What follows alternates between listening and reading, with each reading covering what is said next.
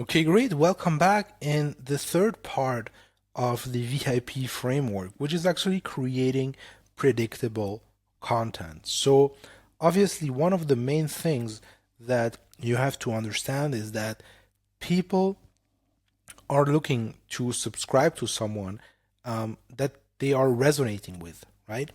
Which means that there is like this word psychological kind of mechanism is that if we see that someone is able to articulate our problem or our situation better than we are, then we actually directly think that this person has actually the solution to our problem. And this is why I remember one of my best performer articles in terms of sales, not in terms of views, not in terms of claps, not in terms of anything else, in terms of sales, which means that how many people actually read the article, right? Then clicked to sign up to my email list and then actually purchased something down the road was an article where I simply talk about a specific problem. And I'm going to go and I went actually deeper into that. And actually, I think I wrote like a 500 words or 400 words kind of article just talking about a specific problem. And, some people may talk about, well, um, okay, you want to lose weight. So here's what to do. Do one, two, three, four, five, six, seven. Okay, you want to lose weight. So they're just articulating the problem in one short sentence. But what if you can actually start creating a whole 500 word article just talking about a specific problem, like going deeper into it. Just show them how what this problem actually really implies, how it affects their everyday lives, and just going deeper into it, don't you think that people will start actually resonating more with you? Truth is that this is the case, right? So this is why it's so important to actually do and understand your market research. And you know, when you actually, giving yourself the like let's say a specific goal that you're going to write one article per day, like you have enough slots, like you have 365 slots where you can simply, um, uh, take me up on the challenges, to talk about a specific problem. So rather than, trying to give everything to people in just one article, okay, split the article up in 10 different articles, like talk about every problem in a specific article, talk about one specific solution to one specific to one specific problem in one article instead, trying to stuff everything in one article in an undigestible article, right? So you have enough slots to actually, test different things.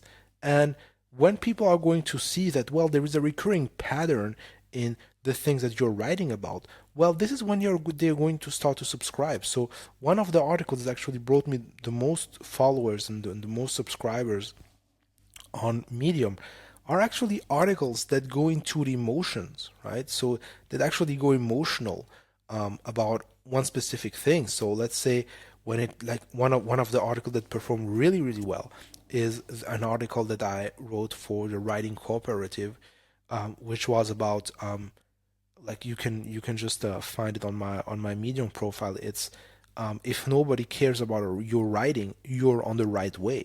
And if you think about it, I'm not really giving away any specific tactic when it comes to um, becoming a better writer. Like this is actually the paradox of the things. It's like everything is emotional. Just telling people, well, if you like nobody actually likes to create content in a vacuum, in a void, talking to an empty room. And the thing is that what you have to do is actually just embrace the fact that maybe you don't have enough followers because your content is not good enough. And if your content is not good enough, it's actually not a bad thing because it's just how the progress happens, blah, blah, blah, that kind of stuff, right? It's all emotional content, right? So the thing is that if you can go deeper into that, people will automatically subscribe to what, like, without even asking them, right? Because, like, you went so deep into a thing that people actually start resonating with this. Well, this guy actually understands and he's actually able to put words on feelings and things that I have been simply feeling, right? So this guy must have a solution. He must have, let's say, I want to read more from him, right? And this is why you see so many people actually subscribe to my to my stories and actually clapped a lot on this kind of story, etc., etc. So this is actually something interesting. And why do I put that here? Because actually you see there is like kind of an overlap between you know the interesting content and actually the predictability, because you want to be known for something, right? And this again, like it goes back to visibility when we talked about the tags. So as you can see, like there is like some overlap, and the overlap is intended. So the thing is that you want to be known for something. You want to be known for something on Medium, and like the best way is actually picking your set of tags and just go digging deeper, because there are so many people who just write about the same stuff on Medium, cryptocurrency or Elon Musk's 7 lessons, or like 5 investing lessons for Warren Buffett and that kind of stuff, right? You want to be the guy who's actually be able to, dig deeper into one specific topic, right? You may get less kind of followers, but people you're going to get are way more qualified. So I have people actually, interesting thing, like I have people actually who subscribe to my email list on Medium, who followed me on Medium, who also follow, like subscribe to my stories on Medium. So they actually subscribe everywhere that they could subscribe to my YouTube channel, and those are actually the people that you want to deal with, right? You want actually to be able to cherry pick like those subscribers, right? So this obviously comes with actually getting more eyeballs, and well, by actually just applying everything that you learned in this course. So the other things, when you want to actually start creating predictable content, you actually have to start refining like the things that work. So as an example, when you see that an article is performing well, may it be in terms of signups, may it be in terms of collapse, in terms of comments, if you see that you have something polarizing, that kind of stuff, and that people are reacting to it, well, the only thing that you want to do is you want to create more of them, right? You want to analyze, you want to actually isolate the ideas. So as I told you previously, when it comes to actually creating an article, always focus on one thing, focus on one big idea that you want to pass on. If you just trying to tackle 500 different ideas, well, then people are going to get lost. So let's go back to the article that I mentioned about, if nobody cares about your writing, then you're on the right way. What will happen? Like, what's the big idea behind it? The big idea behind it is that, well, it's totally okay to, like, it's just part of the process, writing in a vacuum, right? And like this also may be the case because actually your writing is not good enough, right? And if your writing is not good enough, what you have to do is you just have to continue doing it, right? So let me just map that out here. So actually, so writing in a vacuum. Oh no, actually, I guess you spell it with W or double C. Excuse me if there is like a spelling issue. But writing in a vacuum, then what happens is that maybe like your content sucks.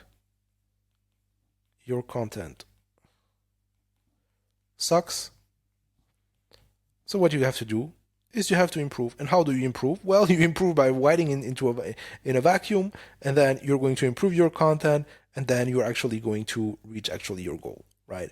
So this is actually like the big and simple idea here, right? So right now I see, okay, people maybe are they are interested in actually having nobody actually engaging with their content, right? So I can right now extrapolate this frustration, right? This is actually the thing that I've done for this course, right?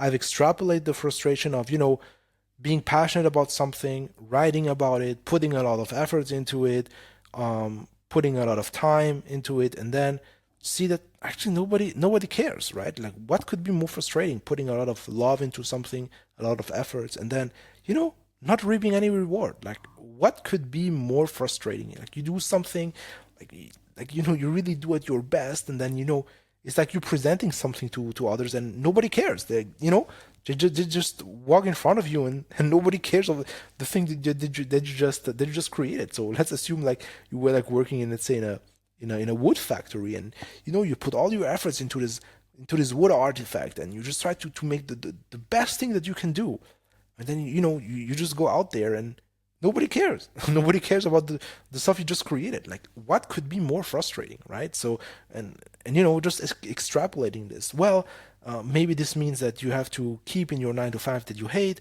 or maybe this means that you have to abandon your creator journey. So like, what are the implications of actually doing this kind of stuff, and how can you actually extrapolate that, right? So to the real life, right? You can do this with writing, you can do this with gardening, you can do this with every day, with anything. Sorry.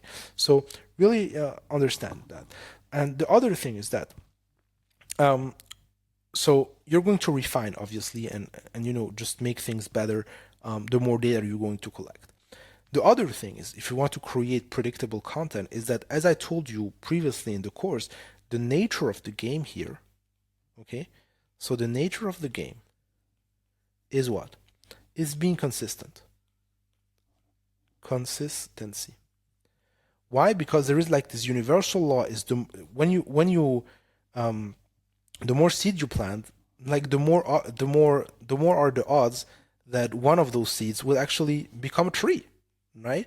And this is exactly the same thing. So so many people actually are in doubt about pursuing and continuing. Um, but the truth is, if you're consistent enough, you're going to reach the goal. The problem again is people focus on what they can't control, and I've said that publicly when it came back to my YouTube channel challenge, and this is how I actually learned that, um, like quote unquote on the hard way, is that you have to focus on what you can control. And my goal of actually reaching 1,000 subscribers on YouTube like was stupid, right? It was stupid. Like I would have been better, reaching, let's say, a goal of, let's say, publishing 100 videos in 100 days. Like first, I would have had total control about the outcome, and I would have something that I could show for. Like I could have like this case study, right? So, well, look, here's this case study how I've published 100 videos. Like obviously at the end I added, I guess, publishing maybe 92 videos in maybe 95 days, something like this. But 100 videos in 100 days. I could have created a whole product around that. How to create, like, I'm the creator of, let's say, as you have, let's say, the creators of Ship 3430. Well, I could be like, create 100 videos in 100 days, right? Like I was stupid. I was stupid, just focusing on the outcome. So the thing is that I would like, as I told you previously, I want you to refocus the challenge, like the thing on the goal on that. So I'm not going to repeat what I've already told you previously, but the thing is that if you want a constant output, there are three things that you have to master, right? So the first thing is you have to understand that there are three quote unquote mental states when it comes to creating content, right? The first mental state is actually capturing ideas, right? Which means that you have a great idea under the shower, or when you drive, or when you're walking. Well, capture this idea. I could create, let's say, a content about the 7 mistakes I've made using Evernote, or the seven um or whatsoever, right? You just capture the raw idea. So this is just about the idea itself. So the big idea that you could write about. Number two, the second mental state is actually creating the first draft, right? Is actually creating something. And there is a quote that I read in a book. It's like, it's easier to edit crap than air. So when you don't have a first draft, you have nothing that you can edit, right? So you can obviously go in things in circle in your head, but there is nothing that's going to happen, right? You need to have this friggin' first draft. And then the third thing is actually the editing part, right? And then obviously you can add to this if you want to get more into the nitty gritty. So editing, publishing, finding the pictures and that kind of stuff. But this is not really like the important part. The important part here is actually capturing, creating the first draft, and editing. And once you understand that those are three different mental states, well, you can optimize your day, and you can optimize actually your creative output for this. So as an example, most of the ideas, I don't get them in front of my computer, right? But I have to quote unquote to write a draft in front of my computer, right? Same goes for the editing, which means that usually when it comes to capturing, what I do, I have like a quick capture feature on my phone where I can just quickly capture ideas, right? So this is like one thing or how I do it. So when you have an idea, don't leave the idea like floating in your head. Capture it directly. Have a specific folder or specific tag that you can just open up when you have to just start writing, and then you have, let's say, a list of ideas that you can just pick from and then, just turn it into an article, right? So then comes actually creating the draft. And this is actually what I like to do the first thing in the morning is actually, just crank out my piece of content that I have to crank out, right? So today, like the first thing that I've done actually after taking breakfast is actually recording this course, right? So this is actually the only thing that I'm going to do today. This was my main focus, right? My main focus. And as I told you, people tell, well, I don't have the time. Well, you just have to make the time. You just have to prioritize it, which means that if you have to go up or you have to wake up 30 minutes earlier just to write out your first draft, you just have to do it. You just have to define your priority. As I told you, if you don't have 30 minutes to do that, then you're probably in the wrong spot, right? You just have to make it a priority. This is the only thing that you have to do. Make it a freaking priority. Make your draft. Okay, then just write your draft, and then the editing. I like since in the morning I'm a little bit groggy. I don't have 100% clear ideas. I just like to do the editing. Let's say in the afternoon or after a nap or something like this, right? Sometimes I just do the editing in the morning. It just depends. But I just think that doing the editing for me in the afternoon is just way better. Why? Because it just gives me some kind of perspective about the content that I wrote.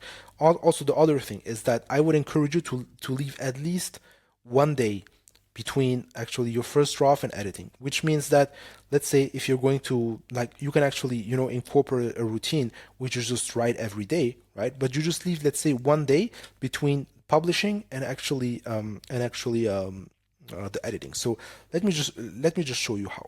So let's say on Monday you just start writing your first draft. Okay, so you have your draft, you actually captured some idea, and now you just executing actually writing the first draft. Then what you're going to do, let's say this is in the morning and this is, let's say, in the afternoon or in the evening. It just depends how you want to organize yourself. I'm just giving you, a way to organize yourself. So let's say morning you have to draft, and in the evening, obviously, when you're just first starting out, you probably don't have anything to edit. So let's say you're just starting off your challenge. Okay, on Monday you don't have anything. So this is, let's say, day 1, right? And then we have until day 100, right? So then on Tuesday, what will happen? You will have your draft. So this is like the first draft for article number 1, for article number 2. And then what you're going to do is you're going to edit draft 1, right? So you're going to edit it, or let's just rewrite this and let's say just edit draft 1, and then you let's say, and then after the edit you're just going to publish it, right? So now you just started, and then what will happen on Wednesday? You're just writing draft 3, okay, and then what you're going to do is you edit actually piece number 2, and then you publish it, right? And so on and so forth, right?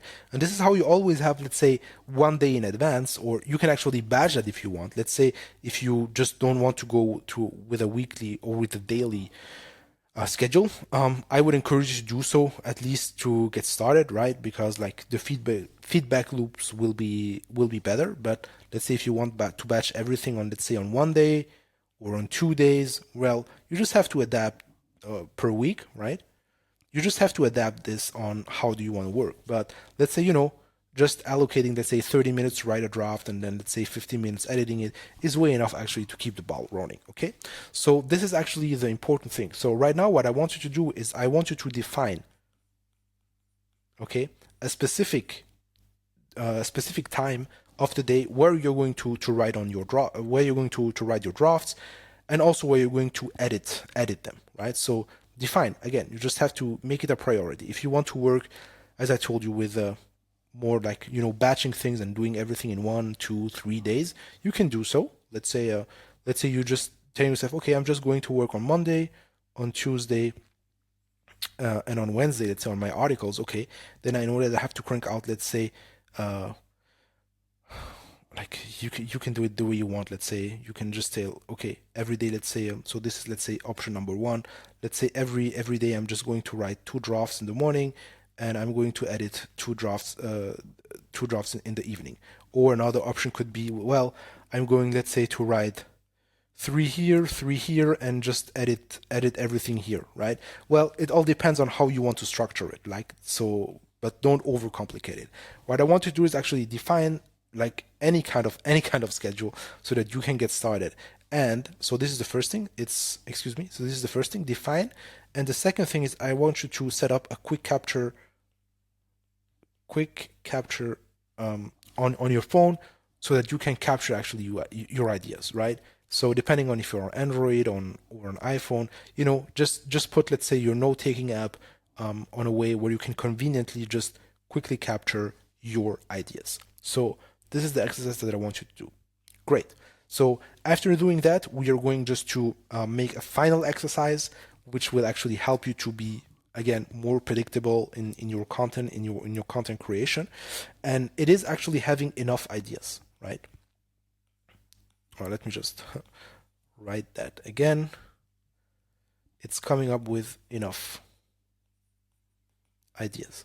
And I want you to give it right now a simple exercise that will give you all 120 ideas of ready-made stories, if you like. So what I want you to do right now is actually creating two lists. The first is the list A, okay, and the second is the list B. So what we're going to put in the list A is we are going to pick 5 problems. We are going to pick 5 tools. We're going to pick 5 wrong solutions. And we're going to pick 5 desires. Okay?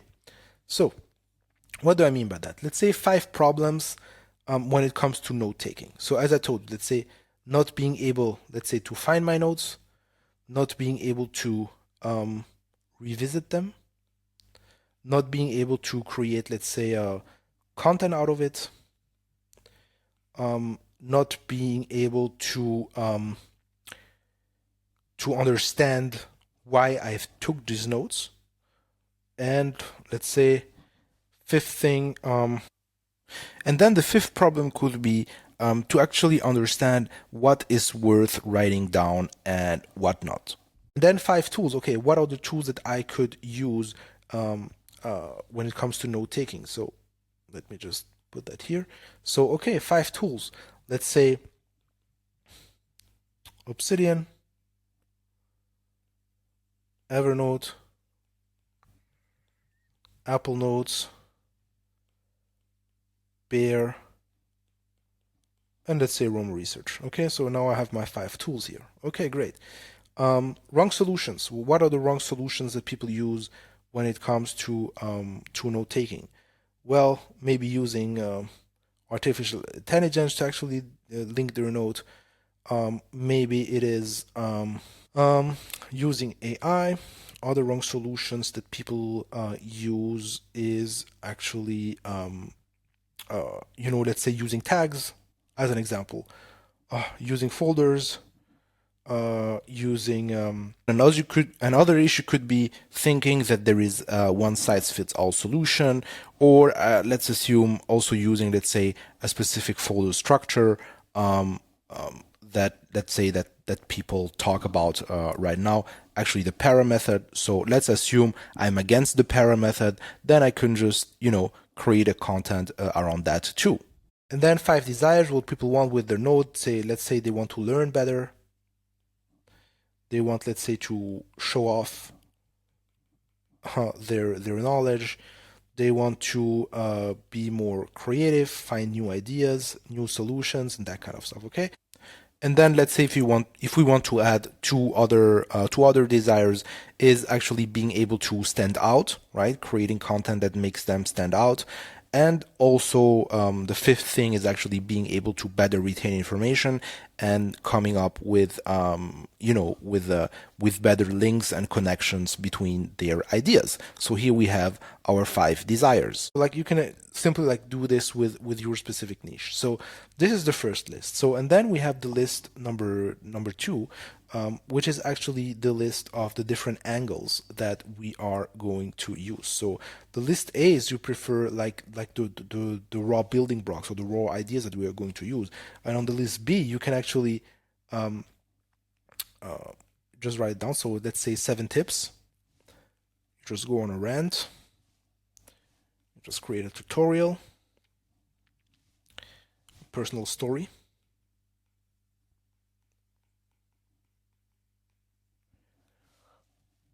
Okay, the three best or the three worst.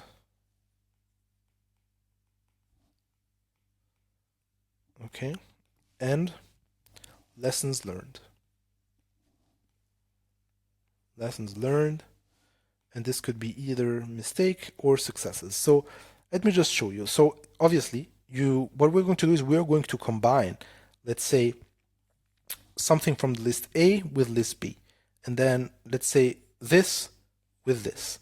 Like we can actually combine everything, and if you do like those, if you have 5 for everything that I mentioned here, at the end you should come up with at least 120 ideas. It may not work with everything, but it will work 90% of the time. And when I say, let's say 7 tips, it doesn't have to be 7 tips, but it could be, let's say 3 tips or 2 tips or 1 tip or 5 tips or 6 tips, right? I would not encourage you to go beyond 7 because like it just feel overwhelmed. But well, let's say how can we apply 7 tips actually to find your note quicker? 7 tips to actually start revisiting your notes and being able to benefit from them. 7 tips to create content out of your notes. 7 tips to better understand why you took the notes in the first place. 7 tips to use Obsidian. 7 tips to use effectively Apple Notes. 7 tips to use Beer. Blah blah blah. 7 tips or seven ways or seven reasons why you should not use a tool relying on artificial intelligence for your notes. Seven things why tags are not beneficial for taking notes. Like the titles are not the best, but actually at least to get the idea. So then let's say a tutorial. Well, a quick 5-minute Obsidian tutorial. Quick how to revisit your note. An easy step-by-step tutorial. And that kind of stuff. They can actually use, like, let's say, the 3 best ways to use Obsidian, or the 3 best tips to use Bear as a second brain, the 3 best ways to actually learn from your note, the 3 worst features in Obsidian, the 3 worst features in Bear, and that kind of stuff, right? Lessons learned, like what I showed you in an article, like previously, an example. It's like, I've used Obsidian for 224 days. Here's what I learned. I used, or I tried to use AI when it comes to note taking. Here's what I learned. Obviously, the titles, because I'm just giving you them on top of my head, aren't the greatest, but at least like it keeps you going. At least right now you have enough content ideas to turn anything into a publishable piece of content. Wow, that was a lot. So by the time being, you have a lot of tools, you have anything you need to actually to go from 0 to 1,000 fans on Medium. And as I told you, you're going to reach this goal if you actually be consistent in it, right? So consistent. So this is the thing. So I really try to actually give you like the 80/20 of actually how to be consistent. And I can guarantee if you put everything into practice, you're going to get your first 1,000 followers and way beyond, right? So I hope that you've enjoyed this course. I hope that you took a lot of notes, and I hope that you are going to put this into practice. As always, I would love to hear your results. I would love to hear your feedback. Reply simply to any email that I sent you. And well, I can't wait the great results that you're going to get after putting this course into practice. Thank you very much for being here today, and I hope to see you soon in another training.